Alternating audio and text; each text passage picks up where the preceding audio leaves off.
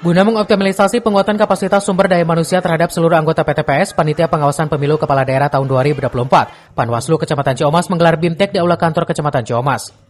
Sebanyak 212 anggota PTPS se-Kecamatan Ciamas dengan serius mengikuti BIMTEK. BIMTEK tersebut lebih pelaksanaan teknis di lapangan agar pengawasan Pilkada serentak 2024 mendatang dapat berjalan lancar dan optimal.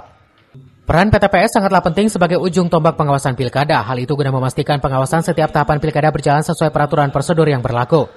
Melalui pelaksanaan BIMTEK, anggota PTPS Kecamatan Ciamas dapat menjalankan peran dan fungsinya terutama mengedepankan profesionalitas, integritas, jujur, dan adil.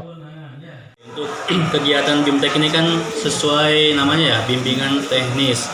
Kita hari ini ngasih atau pembekalan untuk pengawas TPS agar nanti di lapangan ketika mereka melakukan tugas pengawasan itu minimal secara pengetahuan dan bekal pemahaman sudah terpenuhi sejak dini.